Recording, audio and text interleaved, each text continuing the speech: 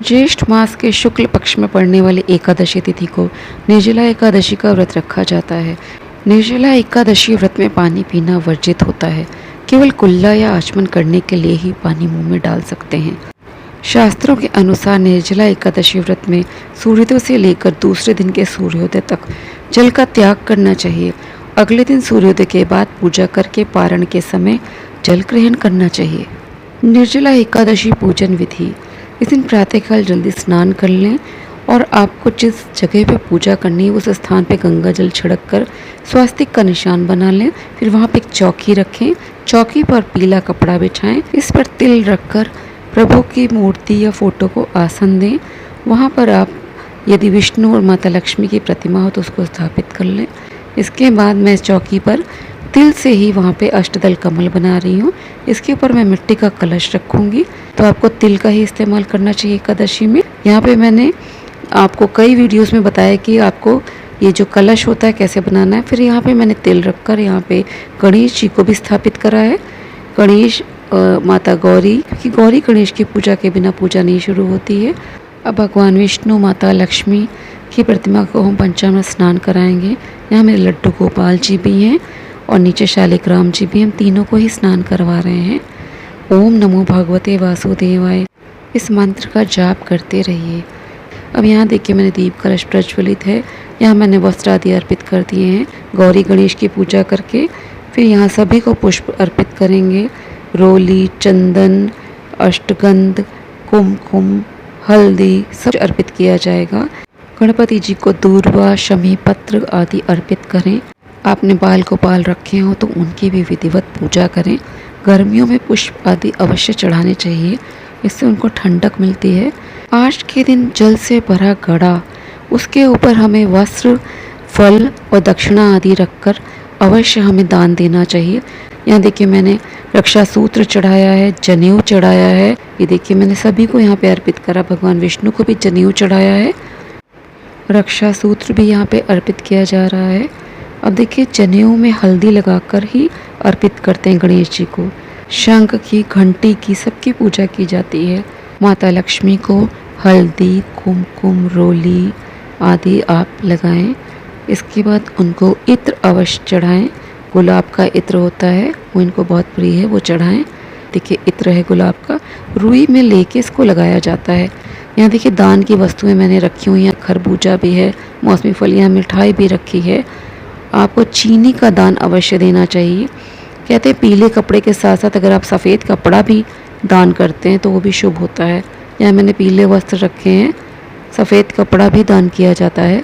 मिठाई है, फल है, पानी से भरा घड़ा है, ये सब वस्तुएं अवश्य दान करिए आप लोग। ये सब तैयारी हमें पहले ही कर लेनी चाहिए। यहाँ गणेश जी के लिए अलग प्रसाद रखा जाता है और विष्णु जी के लिए अलग रखा जाता है, क्योंकि विष्णु जी को तुलसी दल डाल के भोग लगाया जाता है और गणेश जी को तुलसी दल नहीं चढ़ता है। आज के दिन अन्न से बनी कोई भी वस्तु भोग में नहीं चढ़ाई जाती है। फल आप चढ़ा सकते हैं। देखिए पंखे के ऊपर मैंने वस्त्र, फिर फल रखा है, उसके ऊपर दक्षिणा, इस तरह से किया जाता है। घड़े के ऊपर भी देखिए ये सब घड़े में पानी भर कर तब कपड़ा आदि रखकर फल रखें और उस पर दक्षिणा रख के दे। छाता, ये सब कुछ मैंने पहले प्रभु को अर्पित करा है।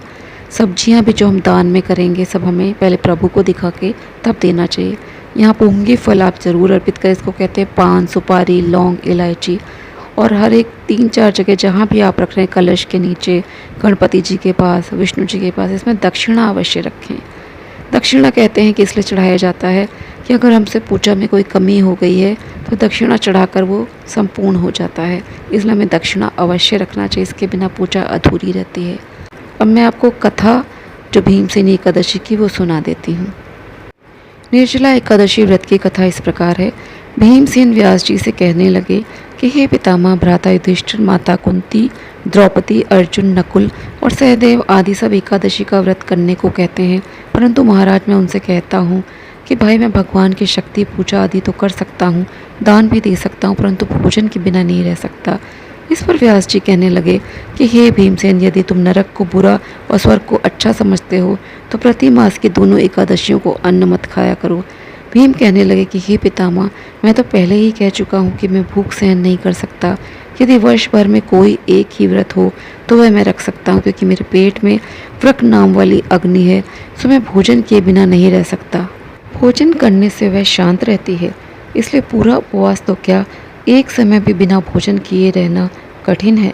अतः आप मुझे कोई ऐसा व्रत बताइए जो वर्ष भर में केवल एक बार ही करना पड़े और मुझे स्वर्ग की प्राप्ति हो जाए। यह सुनकर व्यास जी कहने लगे कि वृषभ और मिथुन की संक्रांति के बीच ज्येष्ठ मास के शुक्ल पक्ष की जो एकादशी आती है उसका नाम निर्जला है। तुम उस एकादशी का व्रत करो। इस एकादशी के व्रत में स्नान और आचमन के सिवा जल वर्जित है। आचमन में 6 मासे से अधिक जल नहीं होना चाहिए, अन्यथा यह मद्यपान के सदृश हो जाता है। इस दिन भोजन नहीं करना चाहिए, क्योंकि भोजन करने से व्रत नष्ट हो जाता है। यदि एकादशी को सूर्योदय से लेकर द्वादशी के सूर्योदय तक जल ग्रहण न करें तो उससे सारी एकादशियों के व्रत का फल प्राप्त हो जाता है। द्वादशी को सूर्योदय से पहले उठकर स्नान आदि करके ब्राह्मणों को दान आदि देना चाहिए।